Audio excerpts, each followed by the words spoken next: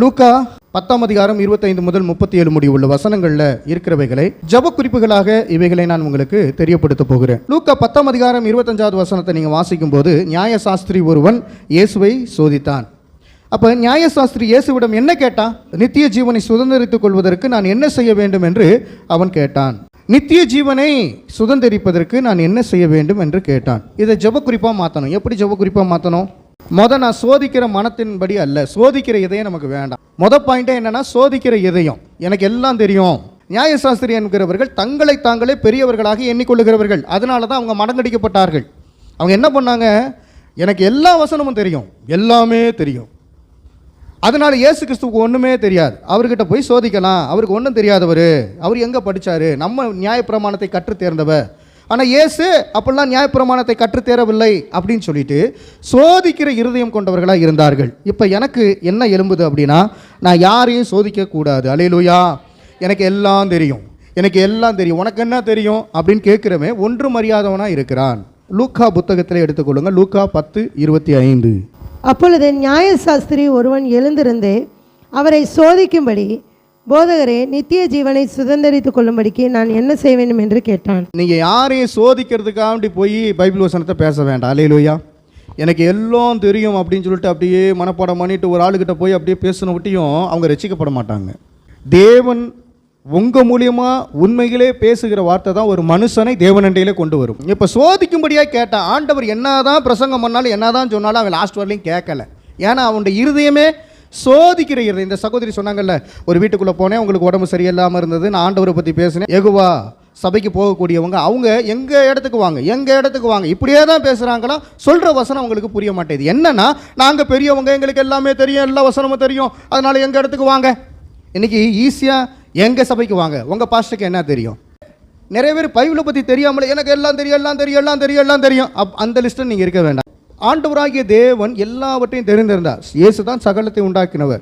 ஆனால் அவர் பொறுமையாக இருந்தார்.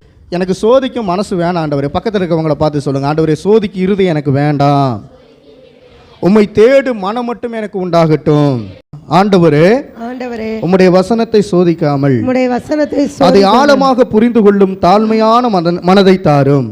அதை ஆழமாக புரிந்து கொள்ளும் தாழ்மையான மனதை தாரும். ஆழமாக புரிந்து கொள்ளும் தாழ்மையான மனதை தாரும். தாழ்மையான மனதை தாரும். நான் ஆவலாக இருக்கிறேன், நான் ஆவலாக இருக்கிறேன், என் இருதயத்திற்கு தாரும், என் இருதயத்திற்கு தாரும்.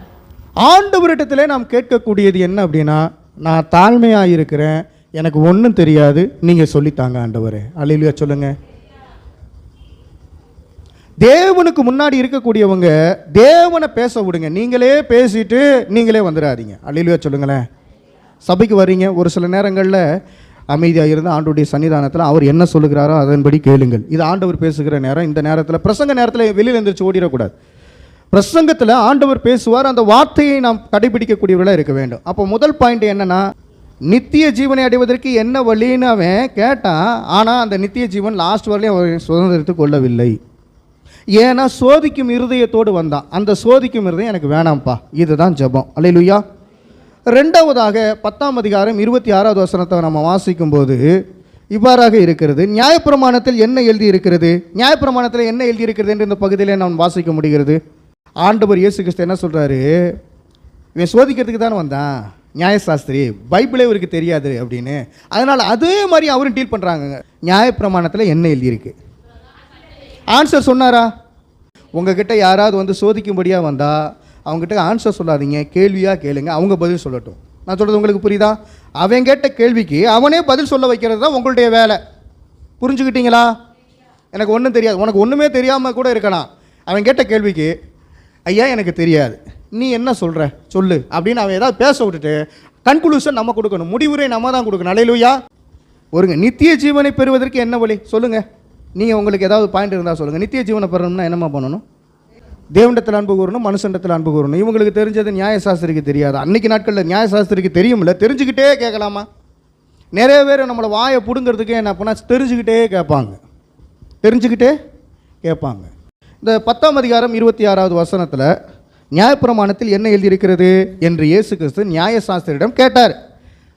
அதுக்கு நம்ம ஒரு ஜெபத்தை உருவாக்க போகிறோம். அல்லேலூயா. தேவனே உம்முடைய வார்த்தையினாலே பதில் தேடும் பழக்கத்தை எனக்கு தாரும். அல்லேலூயா சொல்லுங்க. தேவனுடைய வாயிலிருந்து தான் பதிலே கிடைக்கும். ஆமென் சொல்லலாமே. ஆமென். ஆண்டவராய் இயேசு கிறிஸ்துவுக்கு பைபிள் தெரியுமா தெரியாதா? எழுதினவர் யாரு? எழுத்தாளர் யார்? முழு பைபிளுடைய முழு வேதாகமத்தின் எழுத்தாளர் யாருன்னா பரிசுத்தாவியானவர் 40 தேவ மனிதர்களை கொண்டு எழுதினார். ஆனால் இயேசு கிறிஸ்து தான் மையம், இயேசு கிறிஸ்து தான் நோக்கம்.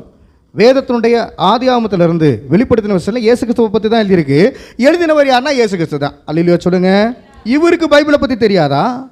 எல்லாம் சொல்லுங்க. ஆண்டவரே உம்முடைய வார்த்தையினாலே பதிலை தேடக்கூடிய பழக்கத்தை எனக்கு தாரும்.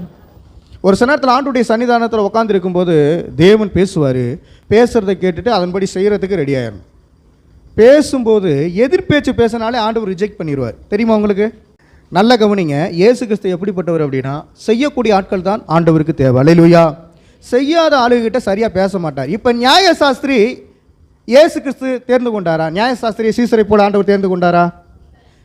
அப்போ நியாயசாஸ்திரி கிட்ட ஆண்டவர் பேசுனா நியாயசாஸ்திரி கேட்பானா? அப்போ இதே வார்த்தையை நித்திய ஜீவனை பெறுவதற்கு என்ன வழி என்பதை அநேக தரம், ஒரு தடவை 2 தடவை இல்லை, அநேக தரம் ஓமையினாலே பேசி புரியாத போது தம்முடைய சீசர்களுக்கு பல காரியங்களை எக்ஸ்பிளனேஷன் பண்ணவர் யாரு? இயேசு கிறிஸ்து. அல்லேலூயா. அப்போ புரியாததை புரிந்து கொள்ளுகிற ஒரு இருதயத்தை ஆண்டவர் தருகிறார். நல்ல கவனிங்க. நியாயசாஸ்திரிகள் ஞானத்திலே நிறைந்தவர்கள். ஆனால் ஞானம் இல்லாத பிள்ளைகள் யார் தெரியுமா? பேதுரு, யாக்கோபு, இவங்கெல்லாம் ஞானம் இல்லாதவர்கள். ஆண்டவர் அவர்களை பார்த்து என்ன பண்ண சொல்றாரு? நீ பேசல, பரிசுத்த ஆவியானவர் பேசுகிறார். அல்லேலூயா. நானும் சுயமாய் பேசினேன் என்றால் அந்த வார்த்தையில எஃபெக்ட் இருக்காது. பரிசுத்த ஆவியானவர் பேசுகிறார் என்றால் எஃபெக்ட் இருக்கும். அல்லேலூயா. எல்லாம் சொல்லுங்களேன். உலகத்தின் அறிவால் அல்ல, உமது வார்த்தையாலே நான் வழி நடத்தப்படுவேன் என உறுதியான மனதை தந்தீரே நன்றி. அப்ப வேதம் தான் உங்களுடைய வழிகாட்டியாக இருக்க வேண்டும். அல்லேலூயா சொல்லுங்க. வேதம் உங்களுடைய வழிகாட்டியா இல்லையா? எனக்கு வேதமே வழிகாட்டி. அதனால தான் மனுஷங்கிட்ட பேசுறத காட்டிலும் தேவனோடு பேசுவேன். அதிக நேரம் பைபிள் ரீடிங் பண்ணிக்கிட்டே இருக்கேன். அல்லேலூயா. இப்போ இந்த வசனங்களை நான் தியானிக்கும் போது ஆண்டவர் என்னுடைய அறிவினாலே நான் ஒன்றும் பண்ண முடியாது. நான் பாஸ்டராக இருக்கலாம், ஆனால் என்னுடைய சுய அறிவினால நான் உங்களுக்கு போதகம் பண்ணேன்னா அந்த போதகம் நிலைத்து நிற்காது. அப்போ தேவன் ஞானம் நிறைந்து தேவன் ஞானத்தினாலே போதிக்கும் பொழுது அந்த வார்த்தையானது உள்ளே போய் தங்கக்கூடியதாக இருக்கிறது. அல்லேலூயா சொல்லுங்களேன். நியாயப்பிரமாணத்தில் என்ன எழுதியிருக்கிறது அப்படின்னு இயேசு கிறிஸ்து கேட்டார். கேட்ட கேள்விக்கு அவன் ஆன்சர் பண்ணான். என்ன ஆன்சர் பண்ணான்? இப்போ சொல்லுங்கள். இந்த வசனம் நமக்கு தெரியும்ல, இதன்படி நடங்க போங்க. நான் பிரசங்கத்தை உடனே கூட முடிக்கலாம். ஆண்டவர் எதுவுமே பேசலை, அங்கே பிரசங்கத்தை ஈஸியாக முடிச்சிட்டாரு. இதன்படி செய்ப்போ அப்படின்னாரு. ஒரு வார்த்தை கூட என்ன பண்ண பேசலைங்க. நீ வாசில, நீ சொன்னில, இதன்படி செய். எப்படி அருமையா அவன் பார்க்குறான். ஏதாவது பேசுவார்னு பார்த்தா ஒன்றுமே பேச மாட்டேங்கிறாரு. நிறைவேற்றுக்காக தான் ஒன்றுமே பேச மாட்டேங்கிறாரு. இதன்படி செய்ப்போ அப்படின்னு விட்டீங்க. அதிலிருந்து நான் கற்றுக்கொண்டது என்ன அப்படின்னா, தேவையில்லாமல் எதையும் யாருக்கிட்டையும் பேசக்கூடாது. அல்லேலூயா. நம்மக்கிட்ட சோதிக்க வரவங்கிட்ட, நம்மளை தேவையில்லாமல் குற்றப்படுத்த வரவங்கிட்ட இது என்ன பைபிள் எழுதியிருக்கு, அதன்படி எழுதியிருக்கா, அதன்படி செய்ப்போ அப்படின்னு அமுச்சு விட்றணும். அல்லேலூயா சொல்லுங்க. ஆனால் அப்படி இருந்தால் அவன் நிற்காமல் திரும்பியும் கேள்வி கேட்டான். அப்போ தான் ஆன்சர் ஆண்டவர் ஓமையின் மூலமாக கொடுக்குறார். அல்லேலூயா சொல்லலாமே. அப்போ வேதம் உங்களுடைய வழிகாட்டியாக இருக்க வேண்டும். சரி, இந்த வசனம்லாம் எங்கே எழுதியிருக்கு? இப்போ பழைய ஏற்பாட்டில் இருக்கிற வசனத்தை தானே நியாயசாஸ்திரி சொன்னா. அந்த வசனம்லாம் எங்கே எழுதியிருக்கு? முழு உள்ளத்தோடும் தேவனிடத்தில் அன்பு கூற வேண்டும் என்று வேதவசனம் சொல்லுகிறதா இல்லையா? அந்த வசனம் எங்கே எழுதியிருக்கு? உபாகமம் 4ஆம் அதிகாரம் 29வது வசனம் வாசிக்கலாம். அப்பொழுதே அங்கே இருந்து உன் தேவனாகிய கர்த்தரை தேடுவாய், உன் முழு இருதயத்தோடும் உன் முழு ஆத்துமாவோடும் அவரை தேடும்போது அவரை கண்டடைவாய். இதே வசனம் பழைய ஏற்பாட்டில் இன்னும் எழுதியிருக்குது. எங்கே எழுதியிருக்குது? இந்த வசனத்தை எல்லாமே ஒன்று சேர்த்து சொன்னவன் தான் நியாயசாஸ்திரி. அவன் எவ்வளோ பெரிய நாலேஜ் உள்ளவனாக இருப்பான் பார்த்துங்களேன். உபாகமம் 6ஆம் அதிகாரம் 5வது வசனத்தை எடுத்துக்கங்க. அதை என்ன பாருங்க.